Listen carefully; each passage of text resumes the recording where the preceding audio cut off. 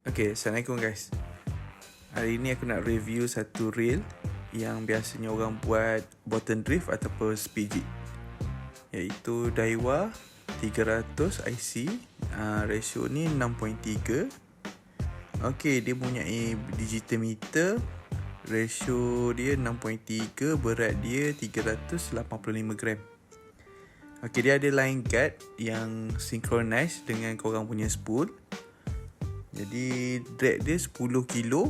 Memang bagus lah kalau korang nak main bottom kan. Memang padu lah. Per crank dia 84 cm. Sesuai juga kalau korang nak fast jig. Okay, dia menggunakan round knob. Kalau model SJ, dia ada T-knob. Lagi sesuai kalau korang nak main bottom. Jadi mula-mula sebelum kita buka bahagian gear, kita akan buka bateri dia dulu. Itu bahagian elektronik dia. Dia menggunakan 2 skru untuk dia punya nut. Okay, selepas korang buka dia punya handle, dia ada washer, dia ada star drag, clicker, macam biasa Daiwa lah. Jadi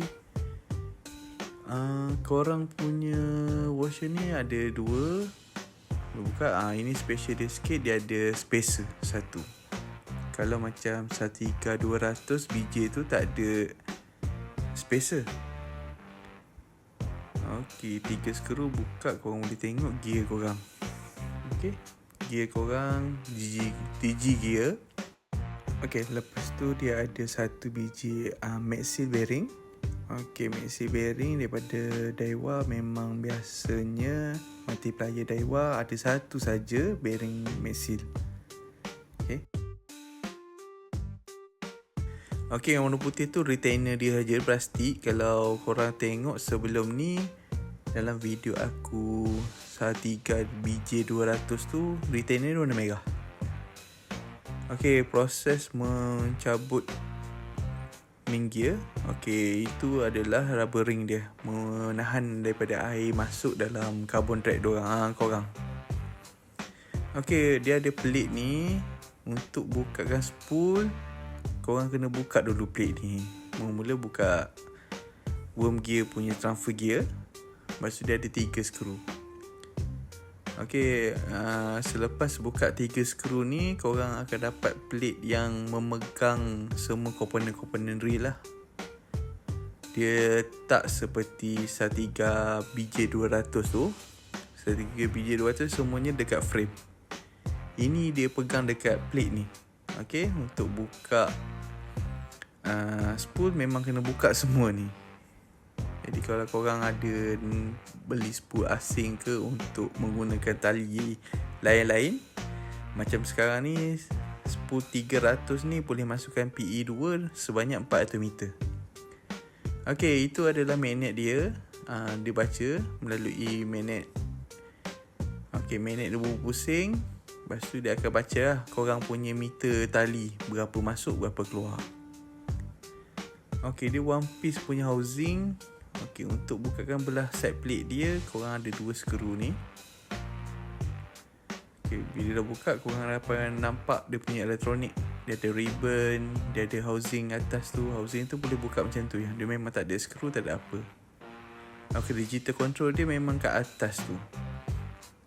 Ok, ni semua part setelah aku bersihkan dan aku cuci dah semua. Ok, ini frame dia. Kalau korang tengok, ini plate yang memegang semua komponen. Itu transfer gear untuk worm gear dia, shaft semuanya. Ok, semua dah buka, dah cuci. Kita akan ke next part lah, untuk kita pemasangan pula. Ok, aku tunjuk satu-satu part. Carbon track dia ada 4. Ok, yang dapat 10 kilo. Ok, ni ada digital control dia. Aku tak buka lah hingga habis. Dan dalam komponen tu, kira-kira dua buka, boleh cuci, buang garam semua, dah. Ok, ini semuanya bearing-bearing aku dah cuci. Korang boleh tengok, mula kita masukkan spool untuk frame dia.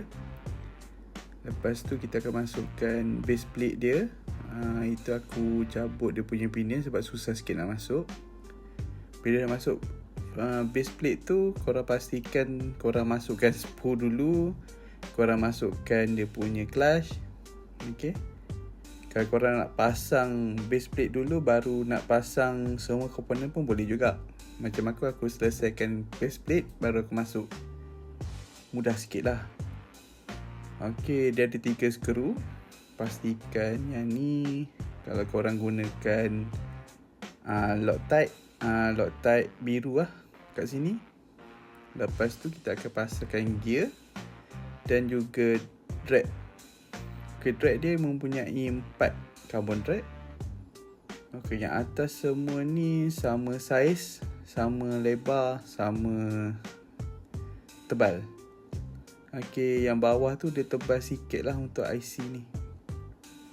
Okay, grease yang aku gunakan 2 power drag grease untuk drag dia.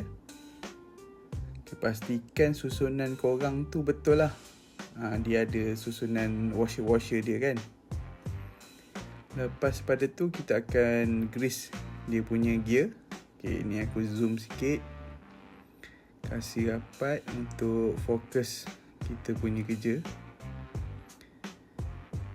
Okay, untuk main gear macam biasa aku gunakan SRG daripada Shimano. Okay, lepas tu aku pakai dia punya stopper untuk menghalang menghalang gear daripada reverse lah. Kalau anti reverse korang rosak, itulah menjadikan stopper dia. Okay, itu collar one way. Okay, pasang. Kalau boleh tengok, aku dah pasang dia punya, aku dah isi dia punya tu coating. Okay, kita masukkan. Ini nampak macam susah sikit sebab dia pakai spool shaft tu, dia kena masuk elok dekat bearing dia. Tapi ni dia akan pakai 3 skru untuk plate, gear plate dia. Okay, bila korang dah ketatkan, kita akan buat pemasangan handle lah. Okay, untuk pemasangan handle, kita tension knob dulu, baru handle. Dia akan masukkan bearing. Dia ada spacer. Okay. Okay, itu spacer dia. Lepas tu dia punya clicker, dia ada compress spring, compress washer. Okay, pastikan betul. Lepas tu dia ada anti-seize washer. Yang warna hitam tu, yang ada coating tu biar kat atas. Coating tu menghalang daripada korang punya main garam kan, main air masin. Kadang-kadang dia boleh terlekat dekat nut tu lah. Fungsi dia, star drag korang tu akan lekat bila ada garam lah dekat shaft. Okay, benda ni memang sentiasa terjadi dekat rail overhead yang tak ada washer tu, coating tadi. Okay, next kita akan masukkan nut dia. Okay, yang untuk Saltiga ni dia pakai nut. Kalau Saltiga 200 yang lepas, kita tengok aku buka tu, dia pakai skru. Kelebihan pakai skru dengan nut ni, bagi aku nut lah lagi kuat. Kalau skru tu ada kejadian lah patah dalam.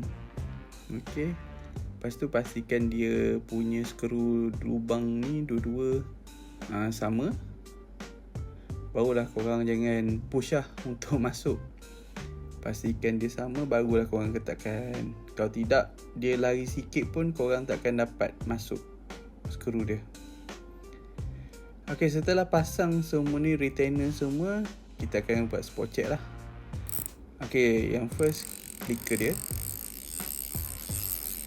Okay, clicker dia agak kuat. Lepas tu inspect yang lain, kayuhan, body, spool, line cut. Okay, semua fungsi okay, baru kita serahkan pada customer. Okay, terima kasih geng. Assalamualaikum.